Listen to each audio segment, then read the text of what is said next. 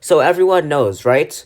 The Chevrolet Suburban is officially the class-leading vehicle for the full-size SUV segment with a ton of sales and a lot of space for the family. But Jeep just reintroduced the Wagoneer and they added a new Wagoneer L version to compete with the Suburban.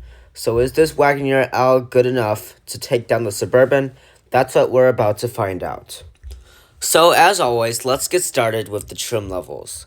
So today we have matched the price up with both of these. So that would be the Suburban Premier and the Wagoneer L Series 3, both costing around $83,000. So now with that out of the way, let's go ahead and get into the rest of this comparison.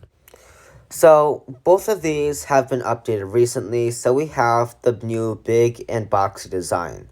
Starting with the Suburban, we have a horizontal chrome grille that is exclusive to this Premier model, and we have the Chevrolet bow tie in the center. Down below, we have the functional air vents and the air curtain beneath the headlights. Coming to the Wagoneer, we have the look that Jeep is mainly going for on their new vehicles. We have the signature 7-slot grille design with a functional air vent underneath. Coming to the headlights, fortunately, on these higher trim levels, we will have completely LED headlights and blinkers. The Wagoneer L will be earning a half a point for the projector-style headlights and the LED fog lights that are down below, both are much more premium than what the Suburban has to offer. Coming to the wheels, we have a 20-inch wide-spoke design on the Wagoneer L, which is unfortunately the biggest wheel you can buy on this model. Moving on to the Suburban, Chevrolet does offer the 20-inch alloy wheels for off-roading, but today we have the optional 22-inch alloy wheels, which I think is better for the ride quality. Moving to the side profile, both will differ a lot right here. The Chevrolet has a chrome strip that runs up like a hockey stick and fully loaded mirrors with blind spot monitoring, heating, power folding, and auto dimming, which strangely the Wagoneer does not offer. Speaking of the Wagoneer, let's move on to the side profile of this. We won't have auto dimming and power folding for the mirrors, but we will have black chrome that runs individually around the windows. And just like the side, let's go ahead and see what we have with these cars. For the Suburban, you have a chrome strip and a Chevrolet bow tie, and for the Wagoneer, we have a large window that is individually surrounded with black chrome. Moving on to the taillights, I was very surprised to see that Chevrolet only offers incandescent taillights on the Suburban. This is not even an option, which is not cool to see at $80,000. But moving on to the Wagoneer, we have fully LED taillights with the brake light inside of the window to keep it more clean. With these being large family SUVs, interior storage and versatility is a big priority, but with $80,000, luxury is one as well. Starting with the Suburban, we have the Premier trim level, which is not as nice as the High Country, but will match the $80,000. We have soft touch material, nice wood trim, and leather on your armrest. You also have perforated leather for your knees, and you have all of your switchgear right at the nice place. We also have a ton of storage with 2 shelves, and we will have normal running boards on this tester. With the seats, you will have some nice perforated leather that is just normal leather, nothing special, but these will be heated and ventilated and will have 12 ways of power adjusting. Moving on to the Wagoneer, we have Jeep's brand new design with a whole lot of tech and luxury for the Series 3 model. Starting with the door panel, we have some very nice wood trim that looks really cool and soft touch material. We also have leather on the armrest, all of your switchgear surrounded in gloss black, and some storage down below. This will not be as much as the Suburban because you are missing a second shelf of storage, and you also have an upgraded Alpine sound system, which is better than the Suburbans. Coming to the seats, we have the same perforated leather with bigger bolsters, and these will also be heating and ventilating. Coming to the seat controls, these will only be 12 ways power adjusting with 4-way lumbar support, which I think is good enough for $80,000. Coming to the rest of the interior, both will offer nice leather-wrapped steering wheels with easily accessible buttons for the steering wheel heater. And for the gauge clusters, we will have fully customizable digital displays. However, you can change the looks of it more on the Suburban, but you can get more information on the Wagoneer. So I'll call it even for now. Coming to the rest of the materials, this is exactly where the Wagoneer L will start to dominate the Suburban. You have soft touch material, real wood trim, and a ton of gloss black, which looks super cool and shiny around the switchgear. The leather is super nice on the armrest compared to Chevrolet's cheapo and hard leather. Moving on to storage, while the Wagoneer L has a ton of space inside its deep center console, Chevrolet does it better. We have a pretty deep center console. While it doesn't look that deep, we have a power sliding center console which allows for more room. Coming to the rest of the infotainment system, we have the latest systems for both cars. That would be Uconnect 5 for the Wagoneer L and Chevrolet's latest system for the Suburban. We have physical and digital climate controls depending on which one you want to use, and the heated and ventilated seats for the Wagoneer L would be on the bezels for the screen. Now both are relatively intuitive and barely have any glitches, and I'm very happy to see that both will offer wireless Apple CarPlay and Android Auto. Coming up top, for the Suburban, we can fold down the rear seats from the front, which is very convenient. And strangely enough, you do not get a panoramic sunroof in the Wagoneer L, which would give the Suburban a whole point. The rear seats and cargo area of these cars is probably the biggest priority for Jeep and Chevrolet, considering that these are large family SUVs that are hauling around a lot of kids and a lot of stuff.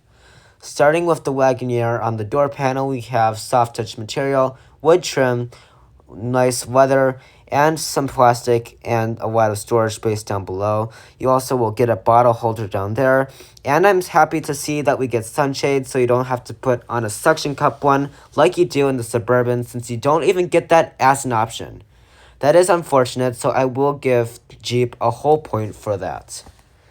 Now getting in is relatively easy with the running boards and that assist grip, and I have plenty of legroom with the seats slid pretty much all the way back. I also love how the back of the seat is made out of plastic so that you can easily clean it, especially if kids get it on the white seats. Now let's move on to the Suburban. The Suburban's door panel is basically the same as the front, with wood trim, leather, and a ton of storage down below. We have standard running boards and a door sill that will illuminate at night, and the assist grip to make things even easier. Now getting in is basically the same and basically as easy as the Wagoneer, nothing too complicated. Now inside, we don't have quite as much legroom as the Wagoneer, we're just short about 1.5 inches, but both will have seat back pockets, and I think the Suburban doesn't have as much room since you don't have a cutout. Now down below we have a third zone of climate control, both will have heated seats, however the Wagoneer will have 2 USB ports and 2 USB-C ports, which is 2 more than what the Suburban has. Now coming to the third row, this is probably what you're not going to use as much, but let's see what you do get when you do use it. Now starting with the Wagoneer, it is relatively simple to put down the second row. There is a button at the top of the seats. However, as you can see, there's not very wide of an opening to get to the third row. Now, the third row is relatively roomy at about 36 inches of legroom, which is pretty good for this class.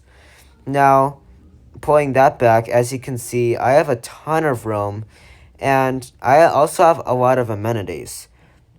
Now with the Suburban, I just mentioned that it was pretty hard to get into the third row of the Wagoneer since the second row seat did not allow for a big opening. With the Suburban, you just pull that lever twice, and then once you do get it, just make sure you watch out for the tracks, and it's super easy to get back here, and you can just pull the seats. Now both will have about 36 inches of legroom, which is not bad for this segment. You also have a lot of amenities, and you can stretch your leg out in between the second row captain's chairs, which is nice. Both will have USB-C ports, In the Wagoneer's case, you have a USB-A port, and you will have a cup holder and some storage on both cars. Now let's move on to the cargo area. This is probably the biggest priority besides the second and third rows, and since these are humongous SUVs, let's see what you get for that extra size. Now on the Wagoneer, you do get the feature of the hands-free access, unlike the Suburban, and opening it up, let's see what you have. 44 cubic feet of cargo room with the third row up, which is absolutely insane. In addition to that, you have some power sources and a false floor. Now moving on to the Suburban, as you can see, not quite as much space as the Wagoneer. You're looking at around 41 cubic feet of cargo room, which is not bad, but the Wagoneer will earn half a point for that.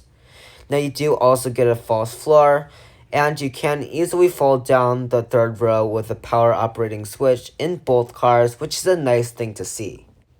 In addition to that, you can also fold down the second row from the trunk, which is a great feature to see, but you cannot put them back up. Now let's move on to the powertrain. Now for the Suburban, we have the Duramax diesel engine, which is putting out 277 horsepower and 460 pound-feet of torque. This is best for towing if you really need the towing, but it doesn't get the best smell, but you do get better fuel economy than the Wagoneer and the normal Suburban, at around 22 miles per gallon combined. Now both will also be paired to 10-speed automatic transmissions. Now coming to the Wagoneer, we do not have a diesel powertrain offered, but we still can tow 10,000 pounds with this car, which I think is good enough for most people. Now what we have here is a 3-liter inline 6-cylinder engine, putting out 420 horsepower and 468 pound-feet of torque. This is all mated to a 10-speed automatic transmission, and you might have guessed, we do not get okay fuel economy at around 16 miles per gallon combined. Coming to dimensions, these are the two biggest cars in this class, with the Suburban measuring in at 225 inches in length and the Wagoneer L at 230. And the Wagoneer is slightly bigger at 84 inches versus 81. But that is going to wrap up today's comparison for the Chevrolet Suburban and Jeep Wagoneer L. Both are great cars to buy in late 2023, but Jeep does have the slight advantage for more luxuries and a little bit more room for the family. Comment your thoughts down below on which one you would buy and tell me why. Thanks for watching, and I'll see you next time.